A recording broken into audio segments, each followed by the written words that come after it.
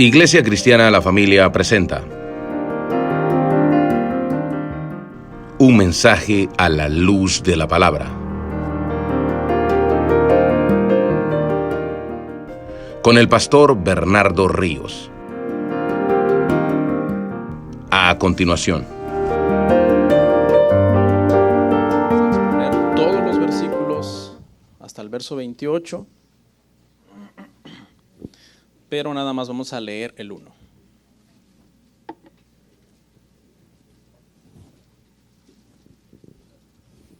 Hebreos capítulo 9, versículo 1. ¿Lo tenemos? Dice así, ahora bien, aún el primer pacto tenía ordenanzas de culto y un santuario terrenal. Oramos. Te doy muchas gracias, Señor, por permitirnos llegar hasta aquí, llegar a este día, en este estudio del libro de Hebreos. Reconocemos, Señor, que sin ti nada podríamos hacer.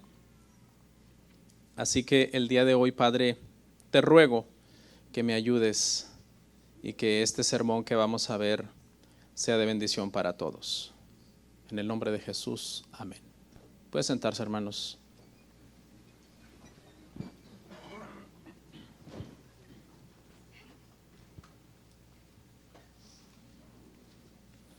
El tema del día de hoy se titula Nuestro acceso a Dios.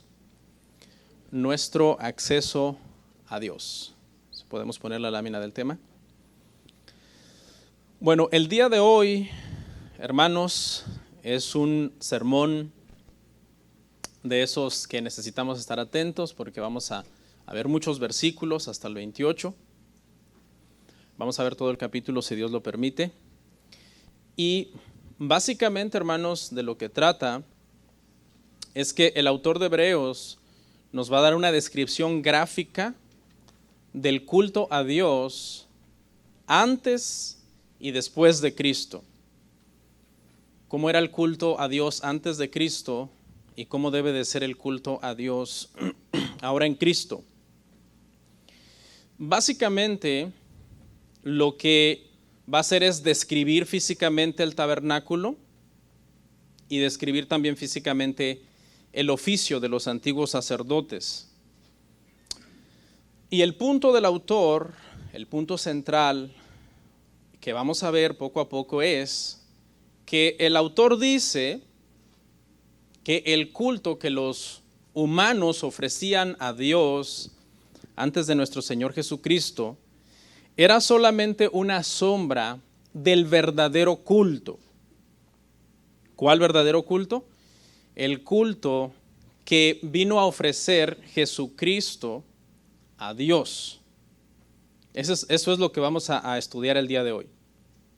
El culto humano era una sombra, el culto de Cristo a Dios es la realidad.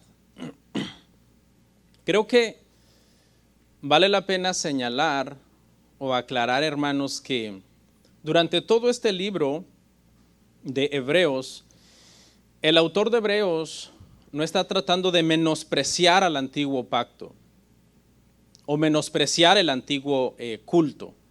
No es la meta hacerlo de menos. La meta es exaltar el nuevo pacto y exaltar el nuevo culto como algo mejor que el anterior, pero no porque lo anterior sea menos o sea de menospreciar. No podemos menospreciar algo que fue dado por Dios, pero sí en este estudio hemos entendido que fue temporal, cumplió su propósito y se terminó. La venida de Cristo vino a inaugurar un nuevo camino, un nuevo culto, un nuevo tabernáculo, un nuevo sacerdocio, un nuevo acceso a Dios. ¿Ok? Entonces, tengan en mente que esto es lo que vamos a estudiar el día de hoy. Vamos a ver, hermanos, primeramente, la disposición física del tabernáculo terrenal que hace el autor. disposición física del tabernáculo terrenal. Ese es nuestro primer encabezado. Y vamos a leer una vez más desde el verso 1, pero en esta ocasión hasta el 5. Sígame ahí si trae su Biblia y si no en pantalla aparece la proyección. Dice así. Dice, ahora bien, aún el primer pacto tenía ordenanzas de culto, un santuario y un santuario terrenal, porque el tabernáculo estaba dispuesto así. En la primera parte llamada el lugar santo estaban el candelabro, la mesa y los panes de la proposición. Tras el segundo velo estaba la parte del tabernáculo llamada el lugar santísimo, el cual tenía un incensario de oro y el arca del pacto cubierta de oro por todas partes, en la que estaba una urna que contenía el maná, la vara de Aarón que reverdeció y las tablas del pacto, y sobre ella los querubines de gloria que cubrían el propiciatorio, de las cuales cosas no se puede ahora hablar en detalle. Okay. Si usted ha leído Éxodo, ha leído Levíticos, hermano, este es un tema grande en esos libros. En todo lo que se conoce como la ley de Éxodo para adelante, el tema del tabernáculo es extenso. Si usted alguna vez ha leído, por ejemplo, el libro de Éxodo, usted se va a dar cuenta que de la mitad para adelante de Éxodo, ese es el tema predominante. La descripción gráfica, la composición física del tabernáculo. Fíjese que es un tema tan amplio en la Biblia que solo 2 capítulos en la Biblia hablan de la creación. Solo 2 capítulos en la Biblia en Génesis. Sin embargo, en Éxodo, solamente del capítulo 25 al capítulo 40, hay 15 capítulos que tratan sobre el tabernáculo, sobre su disposición, sobre sus elementos, sobre las ordenanzas que Dios dio a los sacerdotes sobre cómo oficiar en este tabernáculo. Y la pregunta que debería surgir en nuestra mente es, ¿por qué el Espíritu Santo hace tanto énfasis en todo el Antiguo Testamento en este tema del tabernáculo? E inclusive en el libro de Hebreos viene a explicarnos estos detalles una vez más, cuando el tema de la creación solamente ocupa 2 pasajes. La razón, hermanos, es teológica. La razón es porque el tabernáculo y todos sus elementos, de una forma magistral, el Espíritu Santo inspiró todo eso para que fuera una sombra de Cristo. Eso es lo que vamos a ver el día de hoy, cómo el tabernáculo y sus componentes, hermano, eran una sombra de Cristo. Empezando por una de las características más importantes del tabernáculo, y que era el lugar que Dios había designado para reunirse con los hombres. Es decir, el lugar donde Dios iba a hablar, iba a habitar para poder hablar con los hombres en los tiempos de Moisés, poder dar instrucciones al pueblo. En ese sentido, el tabernáculo es una perfecta representación de Cristo Jesús, quien es el Dios hombre, de Cristo Jesús, que uno de sus nombres es Emmanuel, Dios con nosotros.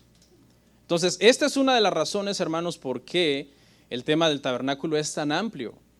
Y cuando tú lees estos pasajes, tú dices, ¿será que esto me va a servir? ¿Será que esto me va a ayudar en algo? ¿Cómo aplica esto a mi vida? ¿Cómo aplica esto a los problemas diarios que yo tengo si lo que estoy leyendo es las cuerdas, las estacas y las medidas de ciertos elementos y los materiales de los que estaban hechos y cómo oficiaba el sacerdote? Y es bien engorroso, de hecho. Si usted alguna vez se ha puesto a analizar ese tema con detalle, no es tan fácil. No es de leer una vez la Biblia, pasar por ese tema y ya me lo sé todo de memoria. Después de leer la Biblia un montón de veces, 10, 15 veces, todavía sigues atando los cabos y tratando de poner las piezas juntas para entender todo este tema del tabernáculo. El tabernáculo, hermanos, era transportable, porque en el tiempo en que estaban en el desierto, esos 40 años que ellos estaban vagando por el desierto, La Biblia dice que Dios guió al pueblo por medio de una nube de día y por medio de una columna de fuego de noche. Y cuando la gloria de Dios se detenía en cierto lugar, la gente acampaba y lo primero que tenían que hacer era instalar el tabernáculo. Cuando la gloria de Dios se levantaba y se comenzaba a mover, la gente tenía que comenzar a desmontar el tabernáculo porque era transportable, era armable, y tenían que empezar a seguir entonces esa nube y esa columna de fuego. Así que como era transportable, entonces sus materiales eran ligeros, comparado obviamente con el templo de Salomón, que tenía unas piedras impresionantes. El tabernáculo era algo que era transportable, fue diseñado para ser transportable. Eso quiere decir que sus materiales, al ser ligeros en consistencia y en peso, tenían una fecha de expiración. Tenían un momento en que, por muy buenos que fueran esos materiales, entraban en un estado de decadencia. Cosas como pieles de animales, maderas para estacas y para tablas, telas, cuerdas, delgadas láminas de oro con las cuales se cubrían los objetos. Solamente el candelabro era de oro sólido, pero los demás por lo general eran de cierta madera que ya vamos a ver más adelante, recubiertos solamente con láminas de oro. El tabernáculo, dice el autor, estaba dispuesto así, es decir, nos va a comenzar a hacer una descripción gráfica del tabernáculo. Pensé por un momento traer una ilustración, una foto del tabernáculo, pero luego me di cuenta que iba a ser un poco difícil estar yendo a ilustrarla, regresar a mi tema, volver a ilustrarla, regresar a mi tema. Pero en un futuro vamos a hacer un estudio acerca del tabernáculo. Está dispuesto así, dice el autor, y habla de dos partes del tabernáculo. Dice, en primer lugar está un lugar que se llama el lugar santo, y en segundo lugar está otro lugar que se llama el lugar santísimo. Estas son las dos áreas que el autor va a describir, y también va a describir qué elementos hay en cada una de estas áreas. La primera parte era el lugar santo, y menciona dos cosas en este lugar. El candelabro, dice, de oro, y la mesa de los panes de la proposición, como los elementos de esta área. El candelabro había sido hecho de oro, labrado a martillo, tenía 7 lámparas. Yo imagino que alguna vez usted ha visto una foto de ese candelabro. Y el propósito, hermanos, de este candelabro, pues era, ¿verdad?, iluminar, dar luz al lugar en donde este candelabro estaba ubicado. Las luces que tenía 7 lámparas no tenían que apagarse nunca. Eso implicaba que los sacerdotes vivían en un constante estrés, si usted quiere, porque tenían que entrar todos los días a revisar las lámparas de este candelabro. Y este candelabro representa a Cristo, porque Cristo es, hermanos, la luz del mundo. Cristo es el que alumbra el camino a los hombres para que los hombres puedan llegar a Dios. El trabajo que hacía aquí el candelabro era alumbrar el lugar santo para que los sacerdotes pudiesen entrar a oficiar. En este lugar también estaba la mesa de los panes de la proposición, una mesa de aproximadamente 1 metro de larga por unos 75 centímetros de ancha y unos 90 centímetros de alta, una mesa muy típica, diría yo, casi como esta que tenemos acá. Había sido hecha de madera de acacia, una madera especial para, por lo general, varios de los elementos que habían en el tabernáculo. Había sido recubierta con oro. En las 4 esquinas se le habían puesto unas argollas de oro por la cual se introducían unas varas especiales que también habían sido recubiertas en oro, porque no cualquiera podía venir y tocar esos elementos. Tenían que ser transportados con estas varas. Si alguien los tocaba de una manera indigna, podía morir. No tenían acceso a este lugar santo personas comunes y corrientes. En este lugar santo solamente entraban 2 tipos de sacerdote.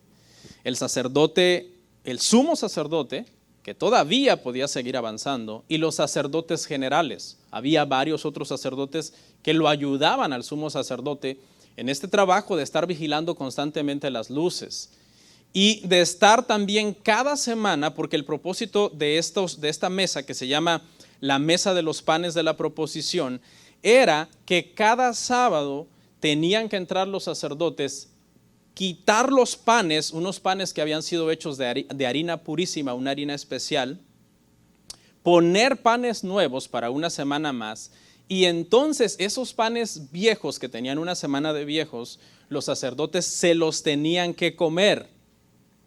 Fíjese, se los tenían que comer. Y esto habla obviamente, hermanos, de que Jesucristo es el pan de Dios. Jesucristo es el pan de Dios que no solamente podían comer el sumo sacerdote y los sacerdotes, sino que podemos comer todos por medio de nuestra fe. Esto habla de Cristo como nuestro sustento. Habla de Cristo como el que nos sustenta a nosotros por medio de su palabra. Esa era la disposición entonces de este lugar santo, pero el autor sigue describiéndonoslo y dice que habla de un velo. Hay un velo que está en medio del lugar santo y que separa de otro lugar, que es el segundo lugar del que habla y que es el lugar santísimo. Este velo era una gruesa cortina de azul, púrpura y carmesí, telas y colores carísimos que no cualquiera podía tener. Tenía bordados querubines en señal de que estaban custodiando la presencia de Dios. Y separaba entonces al lugar santo del lugar santísimo. Este velo estaba ahí como un testimonio para todos de que nadie se podía acercar a Dios a su manera. Estaba establecido que ese velo solamente el sumo sacerdote una vez al año podía hacerlo a un lado para pasar entonces al lugar santo. Y en esta parte el autor nos describe el incensario de oro.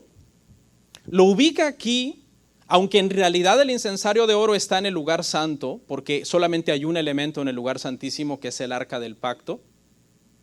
Pero el autor de Hebreos nos ubica el incensario entre ese límite donde está el velo y el lugar santísimo, y lo ubica en ese límite como diciendo que casi estuviera en el lugar santísimo, por la razón de que también ese incensario de oro solamente una vez al año el sumo sacerdote podía tomar sus elementos, que eran brasas ardiendo, atravesar el velo y depositar esas brasas sobre el propiciatorio. Y esto, hermanos, también es una señal de que ese incensario de oro, de la manera como lo usaban los sacerdotes, era para representar las oraciones que estaban subiendo constantemente delante de Dios, como un incienso, como un aroma grato que se quemaba y que tenía que estar entonces en constante uso. Este incensario de oro también era de madera de acacia, recubierto de oro también. También tenía sus anillos para poderlo transportar, para poderlo llevar.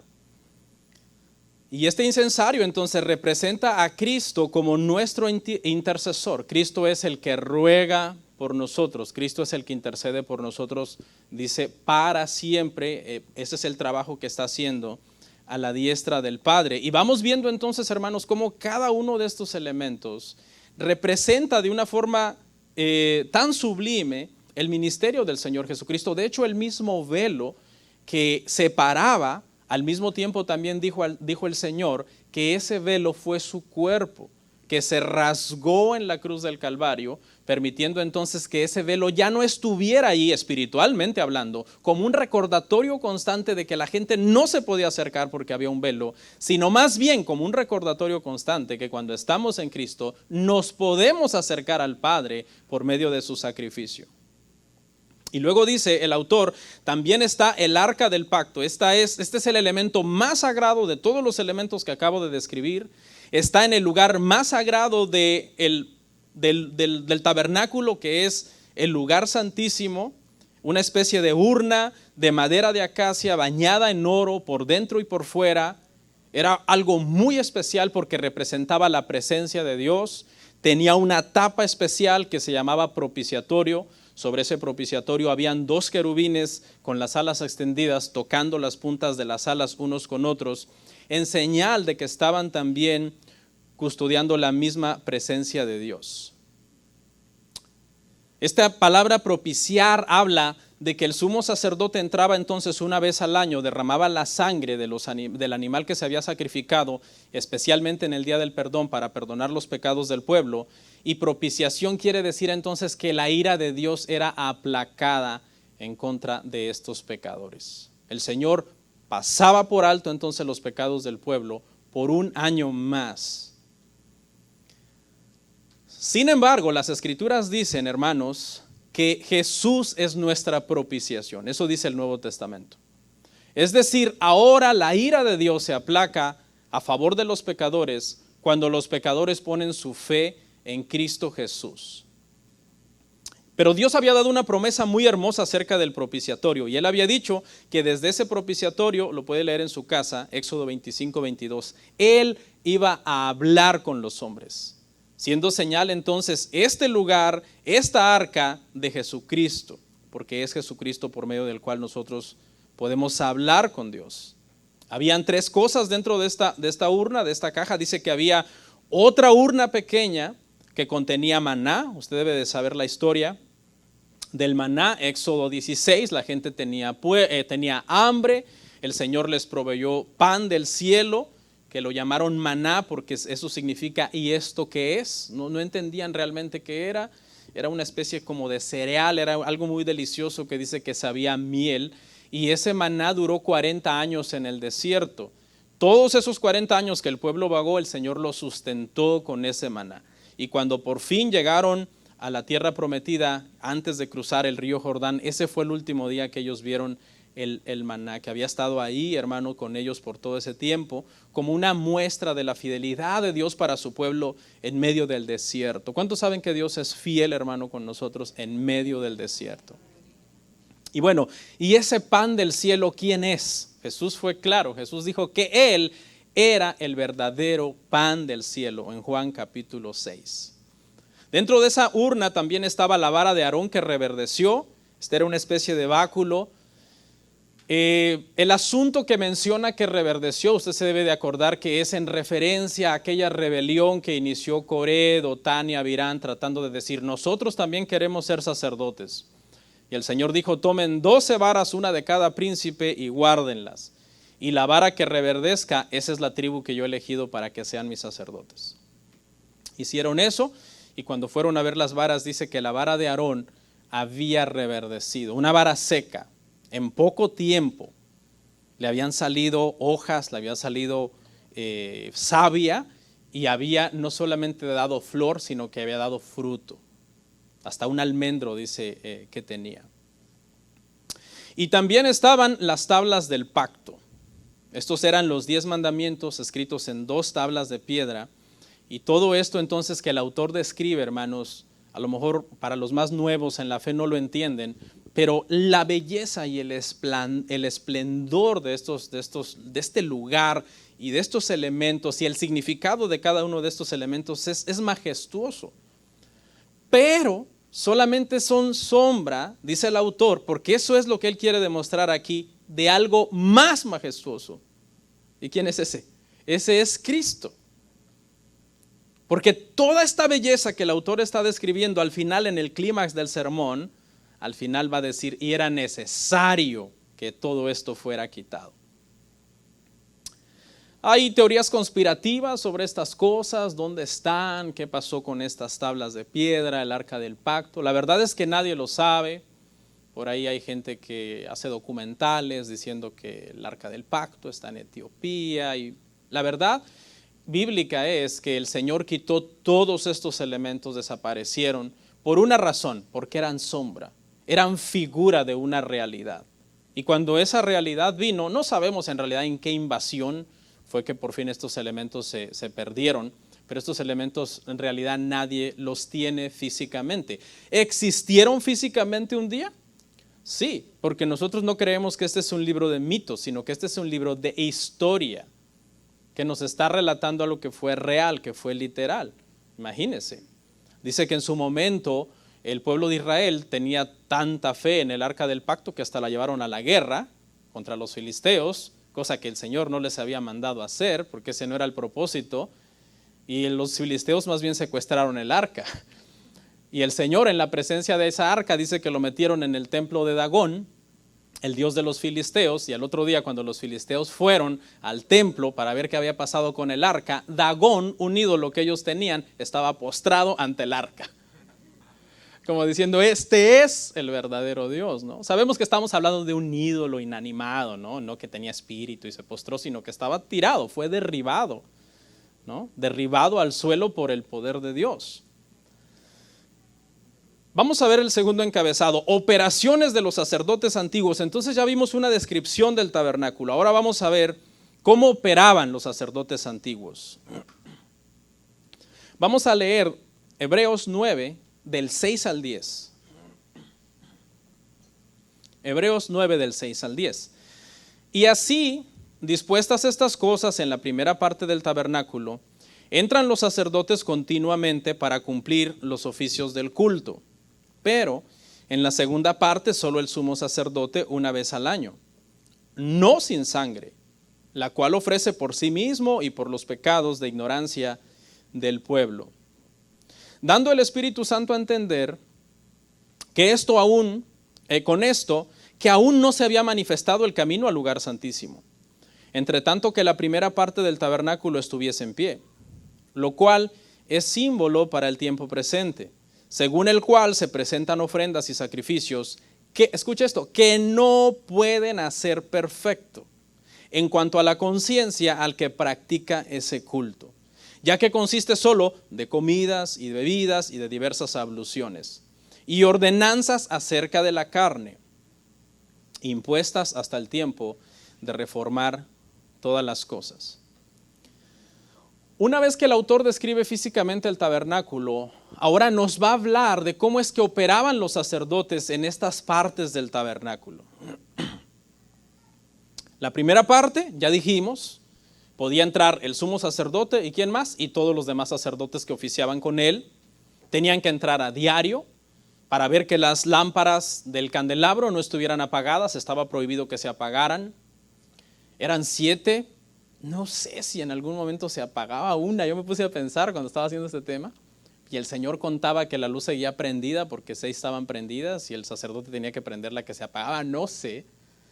No dice específicamente la Biblia algo al respecto. Tenía que entrar también para ofrecer el incienso que representaban las oraciones del pueblo. Eso era diario, pero también tenía que entrar una vez, especialmente los sábados, para cambiar el pan de la proposición. Las citas son Éxodo 30, 7 al 8, Levítico 24, 59, lo puede leer en casa. Que esta primera parte entonces entraban los sacerdotes. Pero el autor dice, pero a la segunda parte, solo el sumo sacerdote, una vez al año. Este era un hombre muy importante en el pueblo, ya vimos todo un tema acerca de él. Pero vamos a seguir dando algunos detalles acerca de este hombre. El día de la expiación, o Yom Kippur, como se dice en hebreo, el día del perdón, era el día más sagrado, hermanos, o es el día más sagrado todavía hasta el día de hoy para los judíos. ¿Por qué era un día tan importante? Era un día esperado, porque ese era el día en que el pueblo entendía que la relación con Dios que se había dañado por todo un año, por pecados inclusive de ignorancia, pecados inclusive que ni te acordabas de ellos, pecados olvidados, ese día iba a ser borrón y cuenta nueva, como se dice, con Dios. Ese día era un día especial. El pueblo estaba esperando ese día con ansias. Imagínese que usted le debe un montón de dinero a una persona y un día del año le dice, ese día te voy a borrar de la lista negra. Usted dice, ya la hice, usted espera ese día con ansias, ¿no? Y eso era más o menos lo que sucedía, hermanos, con el sumo sacerdote. Entonces, en este día iba a entrar delante de la misma presencia de Dios, iba a ofrecer sangre en donde iban a ser perdonados esos pecados, los pecados olvidados, los pecados de ignorancia, y el pueblo iba una vez más por un año a sanear su relación con Dios. Ese día era un día especial. La Biblia lo describe con lujo de detalle en Levíticos. El sacerdote se levantaba muy de mañana y se daba un baño especial. Trataba de lavarse con abundante agua todo su cuerpo desde muy temprano. Algunos estudiosos de los usos y costumbres hebreos dicen que de hecho ni dormía el sacerdote toda la noche. Es que el otro día era crucial y ya va a entender un poco más por qué. Se levantaba muy temprano, yo creo que decía pongan a calentar agua y se daba un baño, hermano, profundo. Se ponía ropas especiales. Ese día se cambiaba de ropa hasta 2, 3 veces, porque estaba la ropa sumo sacerdotal, que era bellísima en esplendor, pero estaba una ropa más sencilla también que él se ponía para poder matar el animal. Una ropa blanca, blanquísima, que era muy sencilla, con la cual él hacía el sacrificio.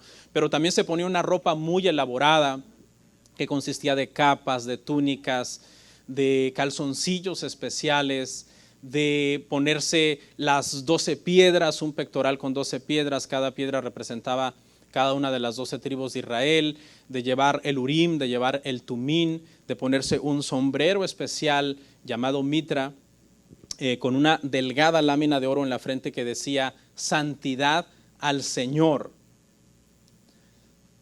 Y un elemento muy importante con el cual no podía entrar era sin un lazo especial que en el extremo tenía unas campanillas cuyo trabajo era sonar mientras el sumo sacerdote estaba caminando dentro del lugar, para que el pueblo, al oír el ruido de esas campanillas, se diera cuenta de que estaba vivo. Algunos dicen que cuando el sumo sacerdote salía vivo, hermanos, de ese día tan peligroso para él, tan esperado pero tan peligroso, en la noche hasta una fiesta hacía. Invitaba a sus amigos porque había estado en la presencia de Dios y había salido vivo. Era un día pesado, era un día sangriento. Había un ritual que consistía en escoger 2 machos cabríos y se echaba una especie de suerte sobre estos 2 machos cabríos. Una suerte dice que se llamaba del Señor y otra suerte se llamaba de Azazel. Y el animal sobre el que caía la suerte del Señor era el que iba a ser asesinado ese día, era el que iba a ser degollado. Y era la sangre de ese animal el que el sumo sacerdote iba a llevar hasta el lugar santísimo y a derramar entonces sobre el propiciatorio para perdón entonces del pueblo. Pero había este otro macho cabrío que se llamaba Azazel y que era el chivo expiatorio. ¿Han escuchado esa frase? El chivo expiatorio. En este caso se usa en el sentido de decir que era el macho cabrío al cual se le echaba la culpa. ¿Qué culpa? La culpa del pueblo, la culpa de los pecados del pueblo. El sumo sacerdote hacía un ritual en donde le imponía las manos a este macho cabrío en señal de que estaba transmitiendo los pecados del pueblo sobre él, y una vez que se hacía entonces esta imposición de manos, era soltado con el propósito de que quedara errante en un desierto donde pudiera quedar a merced de las fieras, con el deseo de que fuera devorado por las fieras, de que ese pecado que estaba llevando del pueblo fuera alejado de ellos y que Dios no se acordara más de esos pecados. Todo esto nos lo dice el autor para explicarnos entonces cómo operaban los sumos sacerdotes anteriores, junto con su séquito de sacerdotes.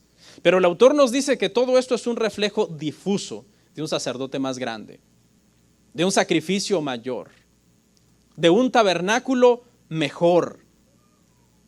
Dice, dando a entender el Espíritu Santo que todavía no se había manifestado el camino al lugar santísimo, entre tanto que la primera parte del tabernáculo estuviera en pie. El Espíritu Santo lo que quiere decir es que todo esto antiguo era símbolo y por tanto era necesario que esas estructuras desaparecieran. Mientras esas estructuras estuvieran en pie, el camino al lugar santísimo seguía todavía sin acceso para todos los hombres.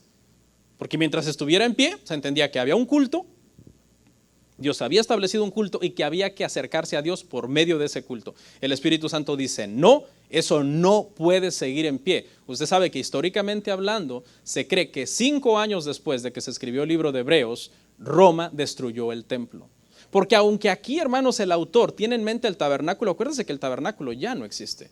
El tabernáculo desapareció hace 1000 años de cuando está escribiendo esto el autor, en los tiempos en que Salomón construyó el templo. Pero sigue hablando del tabernáculo porque todos esos elementos del tabernáculo y sus simbolismos siguen vigentes y siguen operando en el tiempo en que está el templo en pie. Dice el autor que ese culto no hacía perfectos a los hombres en cuanto a su conciencia. El culto tenía defectos, lo vimos en un tema pasado. El pueblo no se podía acercar a Dios, solamente un sumo sacerdote.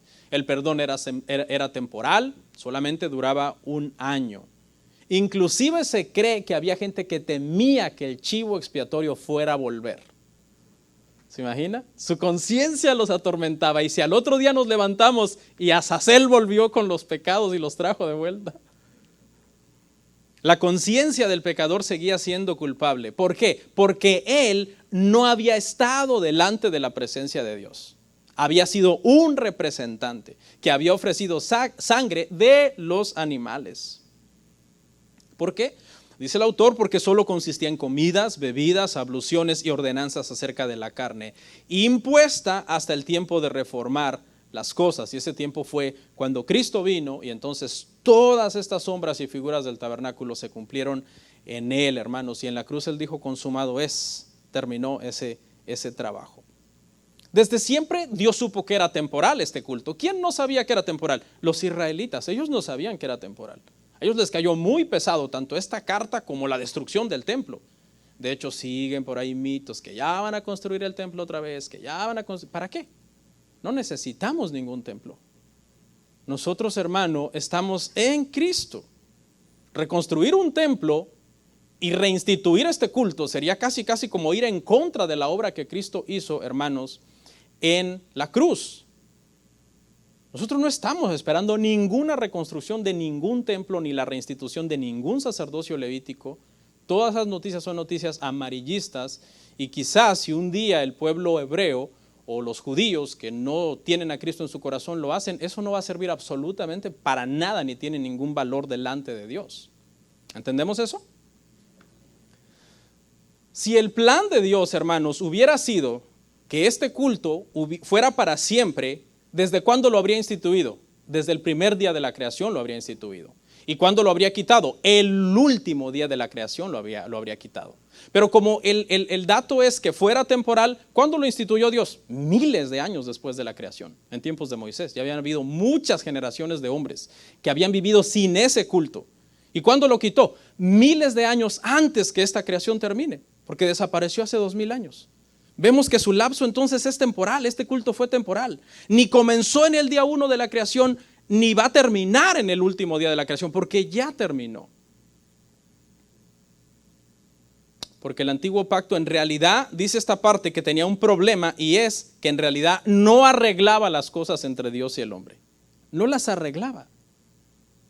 Era señal y símbolo de que alguien iba a venir verdaderamente a arreglarlas. Y ya lo hizo. Ese se llama Jesús. Vamos a ver nuestro tercer encabezado: el nuevo sacerdote en el tabernáculo nuevo. El nuevo sacerdote en el tabernáculo nuevo. Leemos Hebreos 9, del 11 al 14.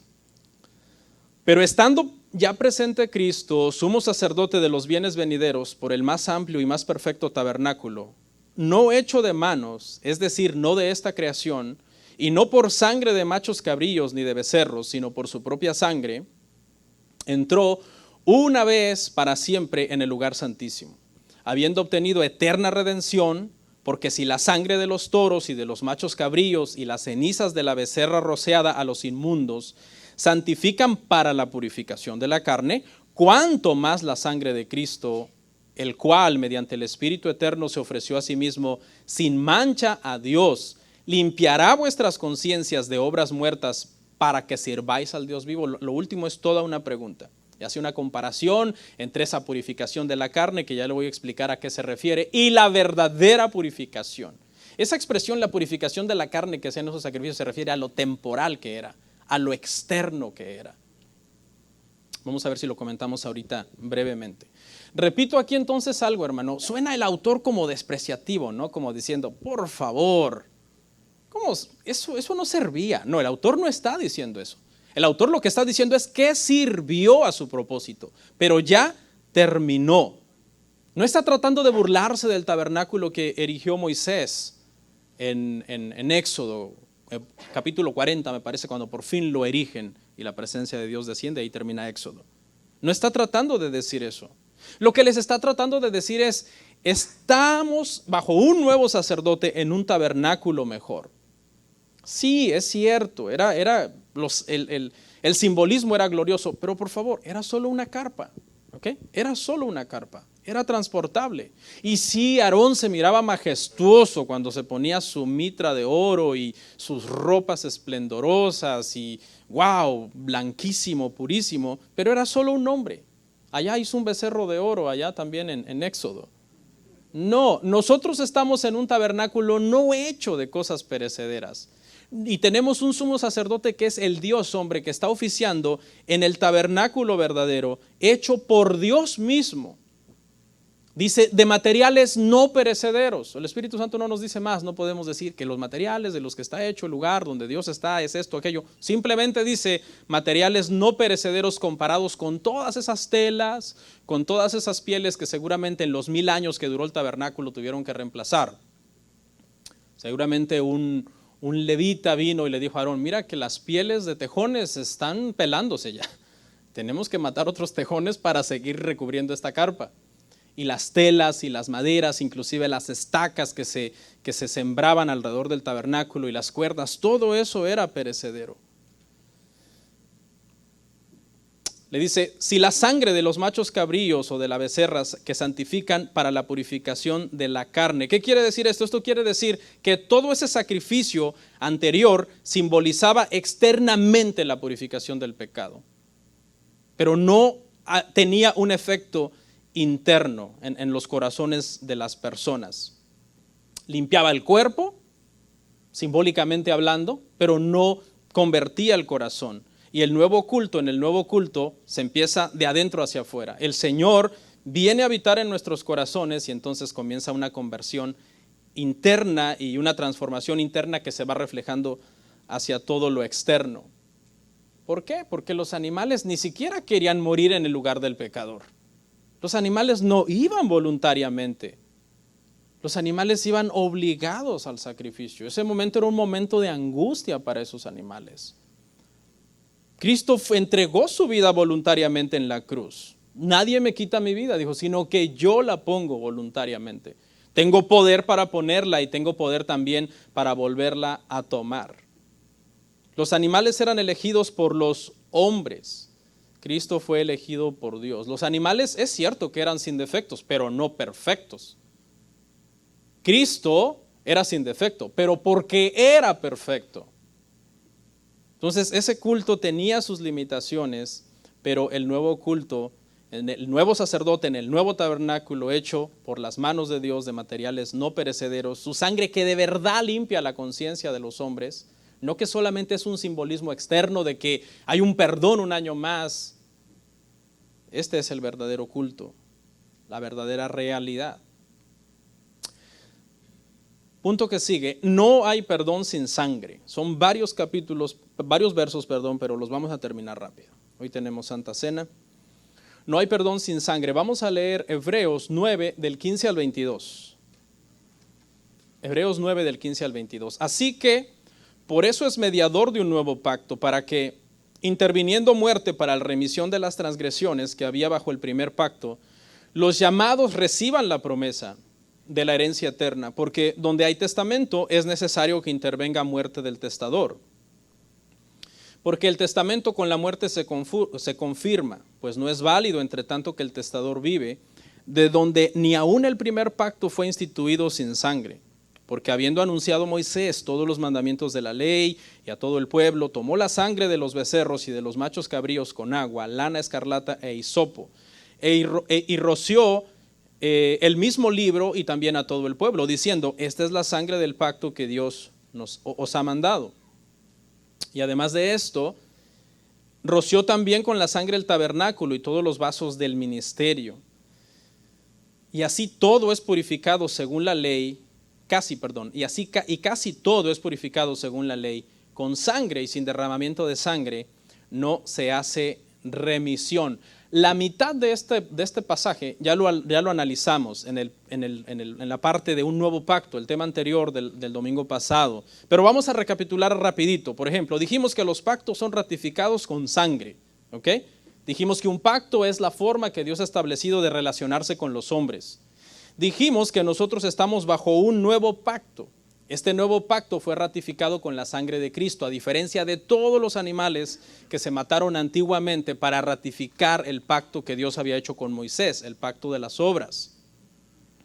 Dijimos que este nuevo pacto es llamado testamento. Dijimos que este testamento exige la muerte de un testador.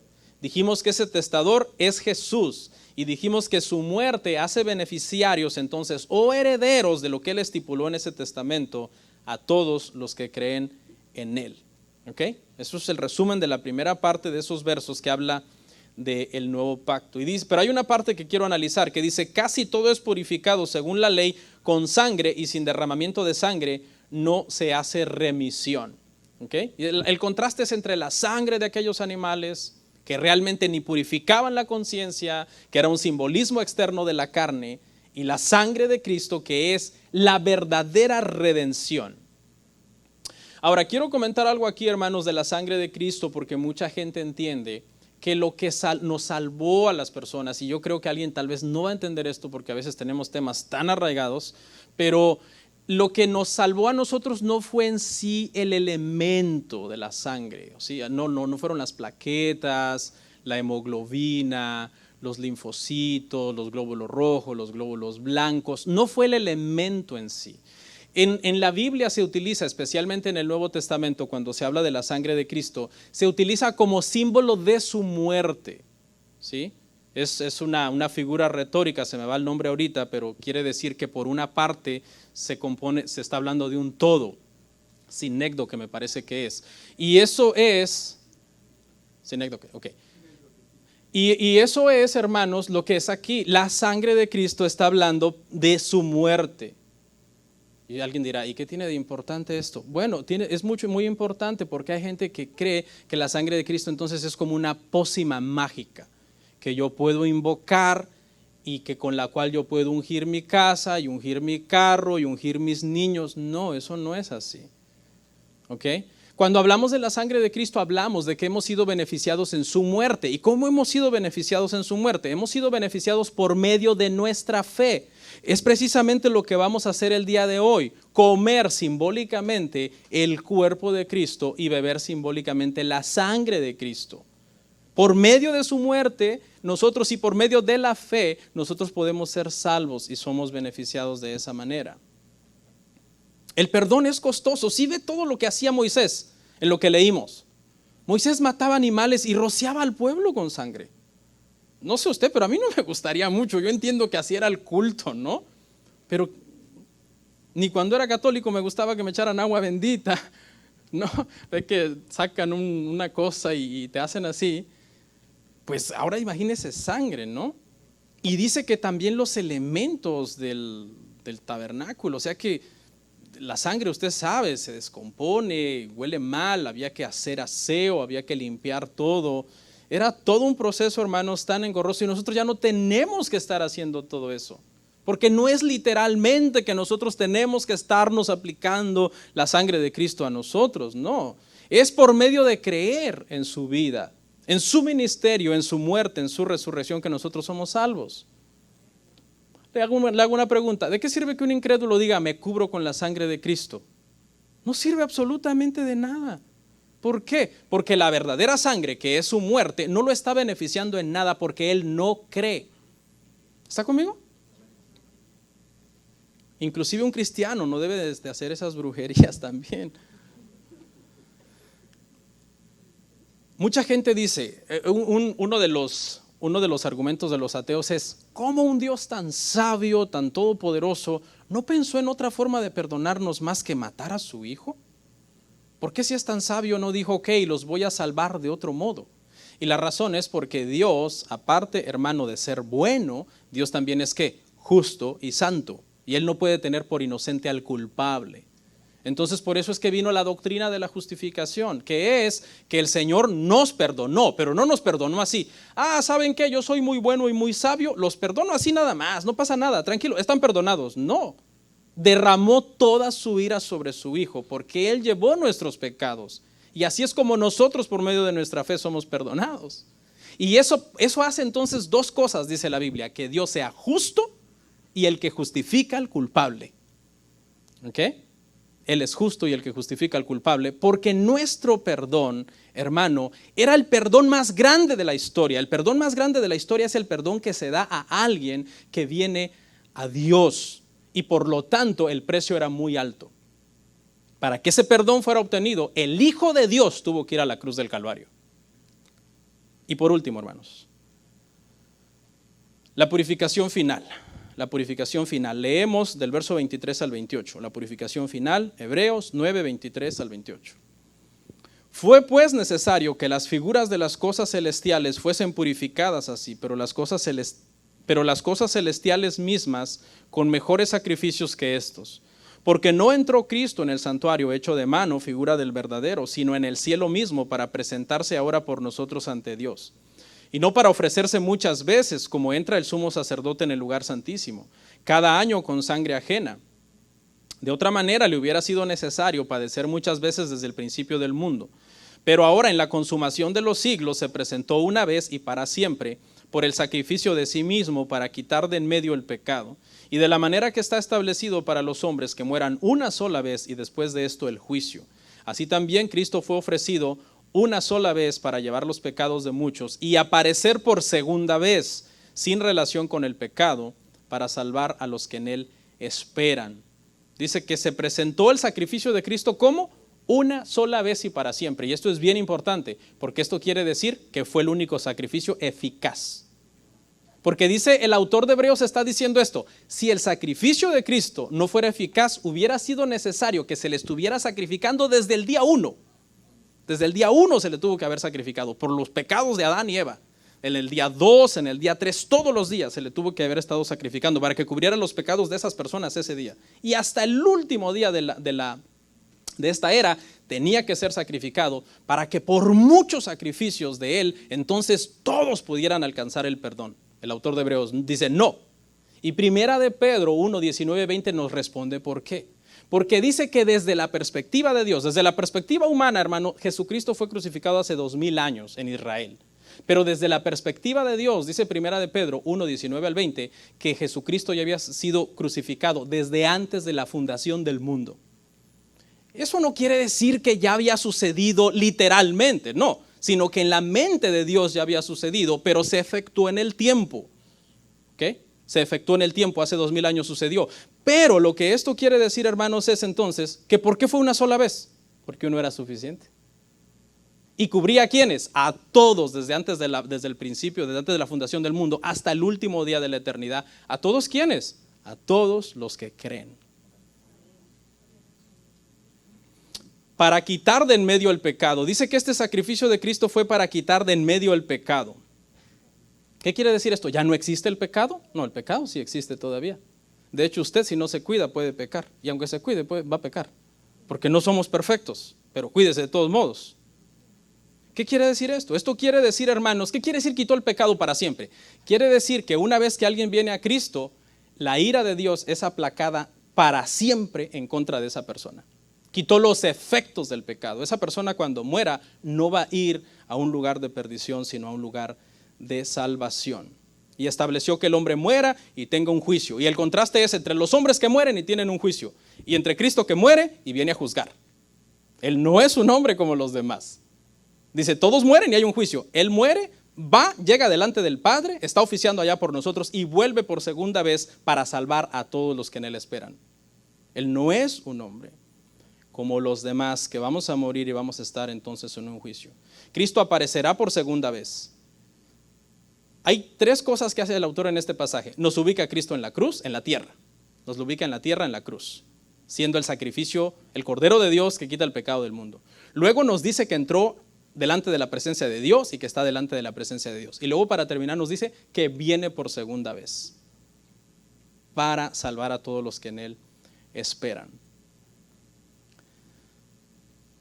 Y por último, hermanos, les cuento una anécdota y con esto cerramos. Dice que en una ocasión un evangelista, después de una serie de campañas, por fin terminó de predicar y llegó un joven corriendo, preocupado delante de él y le dijo al evangelista, Señor, ¿qué puedo hacer para ser salvo? El evangelista lo miró y le dijo, ya no puedes hacer nada. El joven contestó contrariado y le dijo, ¿por qué? ¿Ya se acabaron los servicios? ¿No va a haber más servicios? Y el evangelista le dijo, no, la razón por la que tú no puedes hacer nada para ser salvo es porque Cristo ya lo hizo todo. Entonces no hagamos nada nosotros. No, espérese. Entonces el evangelista, hermano, dejó a este joven tan intrigado que el joven le dijo, a ver, explíqueme. Le presentó el evangelio. Ahí el joven entregó su vida a Cristo y vivió una vida en santificación para el Señor. Vamos a orar.